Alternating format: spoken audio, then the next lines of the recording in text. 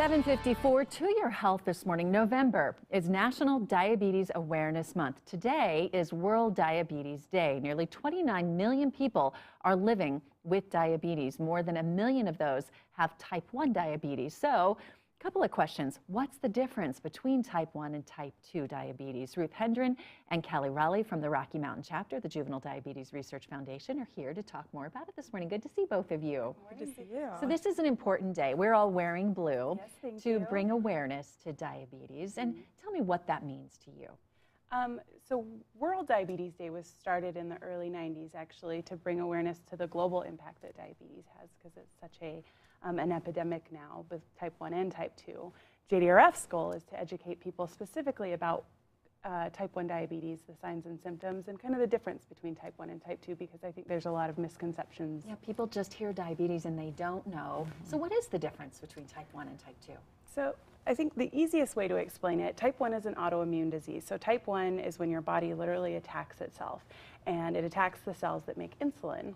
Insulin is the hormone that lets your body use the food you eat for energy. And when you don't have that, your blood becomes toxic and it can become very deadly very fast.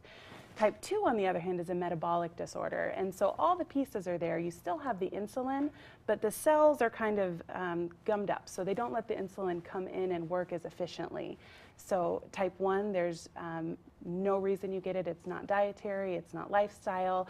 There's no cure. And type 2 is more related to diet, lifestyle, age, and other risk factors. Both of you have type 1 diabetes. We know it affects you greatly. Ruth, what is it, the message that you most want people to hear today?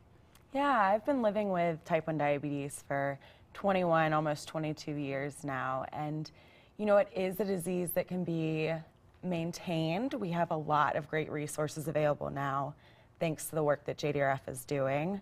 I have, it's called a closed loop insulin pump, and this talks directly to a monitor that reads my blood sugar, and it can kind of react based off the changes in my blood sugar. There's still human error, there's still factors we can't control. It's not perfect, but because of JDRF and the funding that we're doing, it's a lot better than the treatments used to be. Boiling syringes, testing glucose with urine.